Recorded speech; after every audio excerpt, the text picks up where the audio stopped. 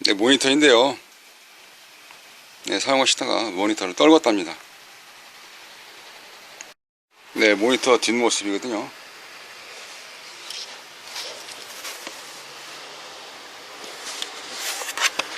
(24인치입니다)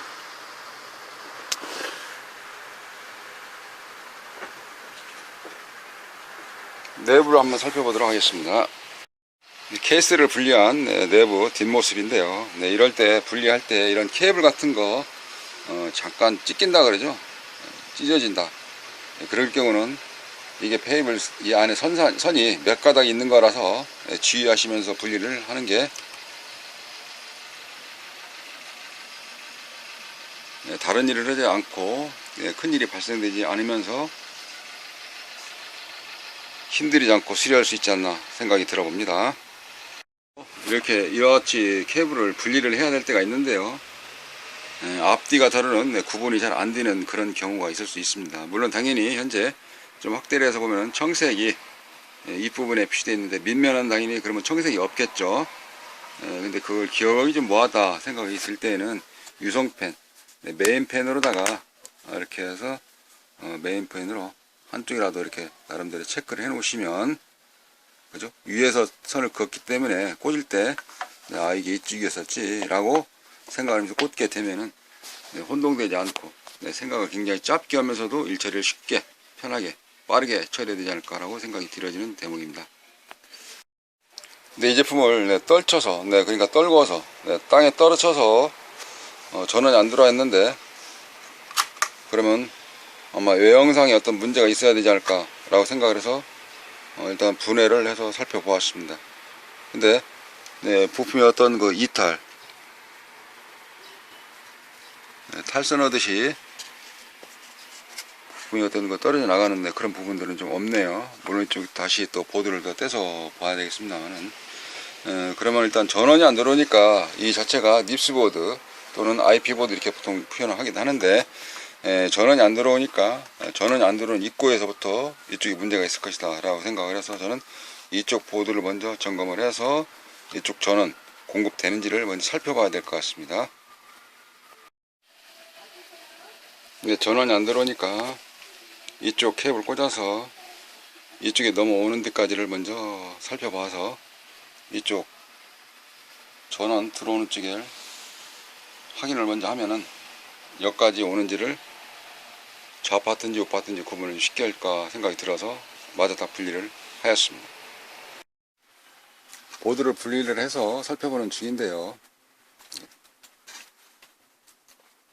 부품 요소를 측정해보면은 손상되거나 변질되거나 또는 파손 이런 내용이 없습니다. 전원이 전혀 동작을 하지 않더라고요. 휴즈도 물론 떨어지진 않았네요. 그런 식으로. 그래서 다시 조금 더 가깝게 살펴보았습니다. 좀 세심하게 들여다보니까 입구에서 좀 보이시죠? 이렇게 기판이 갈라졌네요. 깨졌습니다. 금이 갔다는 이야기죠. 그러니까 이 모니터가 파손된 건데 떨궜다 그랬죠. 떨어뜨렸다. 카메라라 지금 잘 안 보이시나요? 이게? 제가 좀 짚어 드릴게요. 살짝 봐보면은 테스트로 했을 때 금방 알 수가 있는데, 아까 휴즈 같은 경우는 여기가 휴즈거든요. 예술이 그러니까 도통됐다 이런 뜻이지 않습니까? 여기서 지금 현재 전기가 들어가는 입구죠. 플러그 쪽이니까 여기 플러그 쪽에서 들어가서 패턴이 여기서부터 쭉 이어져 가지고 휴즈 건너왔습니다. 이게 건너오는 자리인데, 여기 휴즈가 휴즈에서 건너가요. 근데 건너가기 전에 휴즈에서 보면은 여기 플러그 째 꽂는 쪽 거기에서 바로 이어가지고 휴즈까지 가는 요 패턴이 있는데, 이 동선 조금 더 카메라를 좀 당겨서 놓을까요? 자, 이 상태에서 이쪽에서 여기까지 측정을 해보면 소리가 나지를 않아요. 이게 전혀 소리가 나지 않아요. 그래서 여기도 마찬가지 소리 안 나고 쭉 따라와서 하실 때 이 근방, 지금 현재 이 근방에서 소리가 날라다가 안 날라다 그렇습니다. 그러니까 우리말로 철의 장벽처럼 장벽이 하나 생긴 거예요. 파손됐다는 거죠. 끊어졌다는 얘기죠. 이게 떨궜다는데 어떻게 떨궜느냐에 따라서 뭐 파손, 끊어진 게 약간 좀 다른 것 같아요.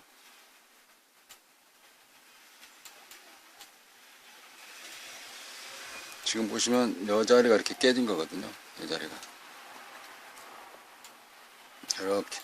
그래서 이 패턴이 이게 여기하고 여기하고가 끊어진 겁니다. 예를 들어 땅바닥에 떨어질 때 뭐 이불에 떨어지다든지 그런 거에 따라서 손상도가 다르겠지만 여기서는 소리가 안 나요. 근데 딱 건너와서 여기서는 소리가 나죠. 그죠? 가다가 여기서 건너뛰면 이게 장벽이 무너진 겁니다. 이게. 그렇기 때문에 여기에서 전기가 입구에서부터 안 들어가기 때문에 이 전원은 고장 원인이 파손으로부터 기판이 금이 갔다. 이런 것이겠네요. 네, 쭉 패턴 복원만 하면 될 것 같습니다. 근데 이때 패턴 복원은 보통은 이제 두 가지로 생각을 크게 해볼 수가 있는 건데요.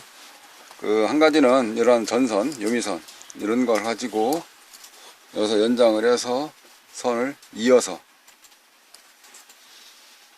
이런 선이 없을 때는 저항다리라든지 또는 콘센트, 네, 그런 걸로 길이 맞춰서 덧시기 하듯이 패턴을 보관할 수가 있기도 하고요.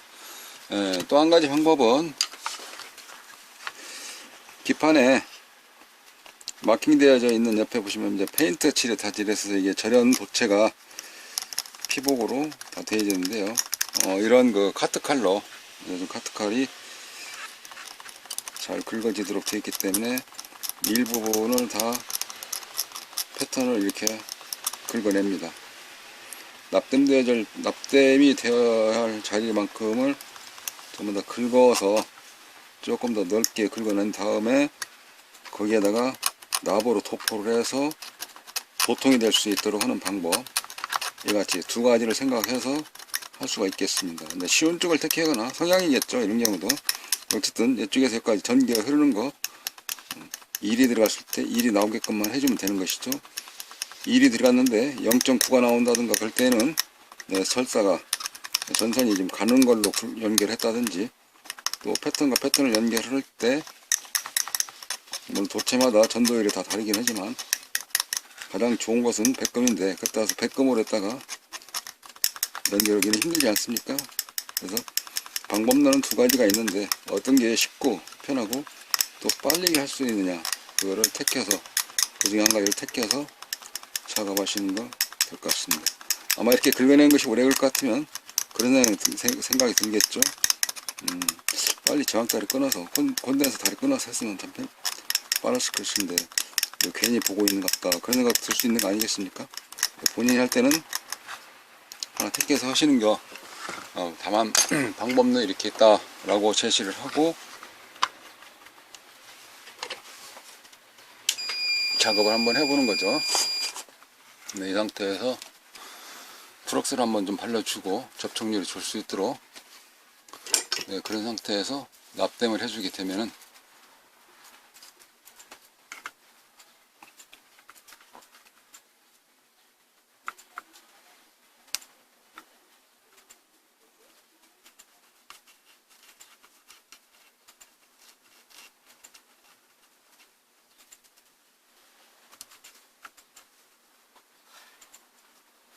이게 피복이 잘 벗겨지면 좋은데 잘 안 벗겨지고 약간 그 페인트 같은 성질의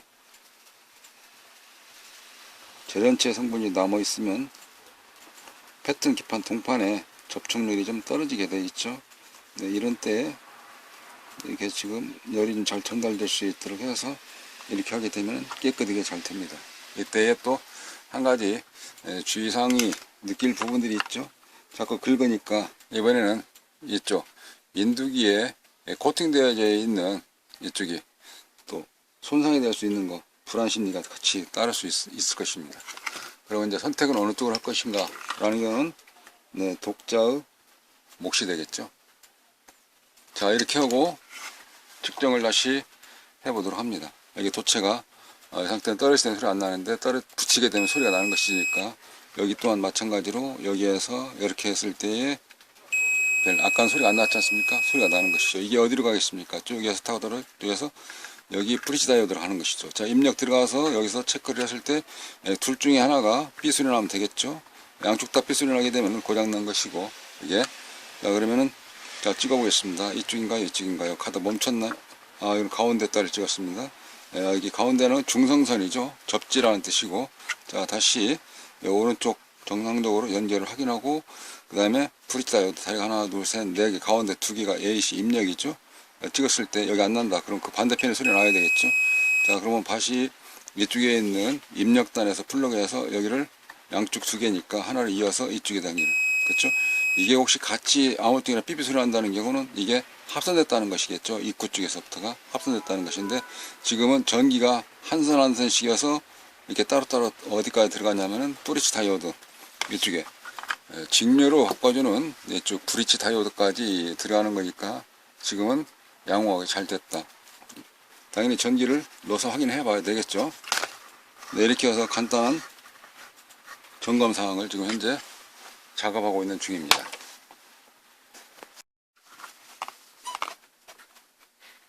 네, 납땜한 자리 여기 입구 쪽이죠. 그죠? 여기 납땜한 자리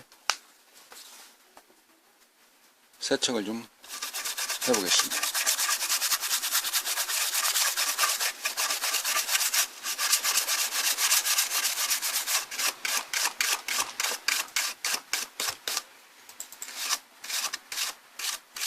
네, 이렇게 해서 젤 플럭스 묻은 자리 세척을 좀 해냈거든요. 찌꺼기 같은 것이 깨끗하게 세척이 되었습니다. 자, 보시죠. 공장에서 나온 것 같죠, 그죠? 네, 이렇게 됐을 때 동영상으로 봤을 때는 어디를 수리했는지, 네, 독수리 눈으로, 네, 기자의 눈으로 생각을 그렇게 찾아본다 손 치더라도 눈에 잘 보이지 않겠죠. 네, 그러나 제가 수리를 하면서 설명을 드렸기 때문에 저 자리 굉장히 깨끗이 잘 됐는데, 산뜻한데, 네, 이런 식으로 느낄 수가 있는 것이겠죠. 자, 저는 전기 들어오는 거 확인하고 조립 들어가겠습니다.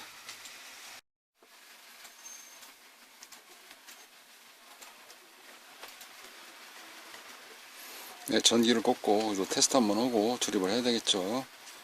자, 이쪽에 그라운드 처리를 하고, 보통은 빨간색 선이 VIN, VCC 이래 되어 있기 때문에 빨간색 선을 체크를 하게 됩니다. 컴퓨터 같은 경우는 빨간색 선이 5V죠. 여기서 같은 경우도 5V가 입력되고 있네요. 또 컴퓨터에서는 노란색 선이 12V죠. 보통 여기 같은 경우는 이제 인버터에 들어가는 것이 12V인데요. 일단 여기 5V 자체가 전혀 동작을 하지 않았던 내용이었으니까 여 단자 핀맵에서 몇 번 핀이 어떤 볼트가 나오지 않는다 손 치더라도 전압이 5V 자체가 전혀 입구에서부터 안 들어갔던 내용이기 때문에 하나만 찍어도 다 알 수가 있는 것이죠. 이게 그러나 또 파손되면서 또 다른 쪽에 파생된 영향이 있을지 않을까 라고 생각을 하면서 주요 맥지점 몇 군데 되는 걸 더 체크를 해봐야 되겠죠.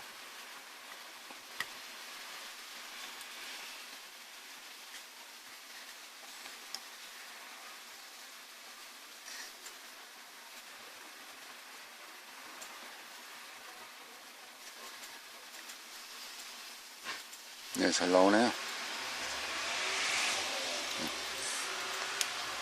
이렇게 확인을 하고 이제 방전을 해서 슈탄나드로 특권 방전기를 해서 방전시킨 뒤에 조립을 하면 될 것 같습니다. 전원 케이블은 이쪽에 콘센트를 빼고 이렇게 빼고, 대전압 콘덴서에 전압이 어느 정도 현재 보관되어 있기 때문에 이거를 방전을 시키고 작업하는 게 좋습니다. 그렇지 않으면 대전압 콘덴서에 남아있는 전기가 이쪽 주변에 영향을 미친다든지 또는 손이 찌릿찌릿해서 감전 오류가 있다든지 그런 걸 예방 차원으로 대콘전환기 그걸 가지고 이쪽에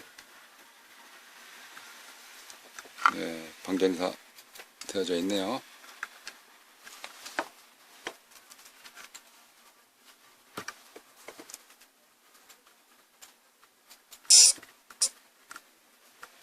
네, 딕 바이브레이션 식으로 되어 있기 때문에 띡 소리 나는 경우는 이 릴레이를 접점 A 접점과 B 접점이 붙었다 떨어졌다 하도록 해놔서 그렇습니다. 2차 찍에서 남아있는 전기를 쪽 띠 소리 잠깐 나왔는데 저도 움찔을 깜짝 놀랄 일이 있었네요.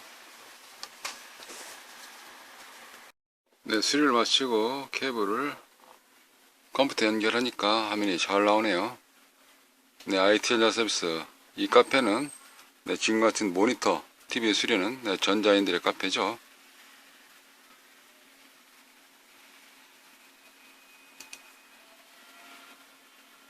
여기는 목수의 꿈, 네, 유튜브 채널이네요.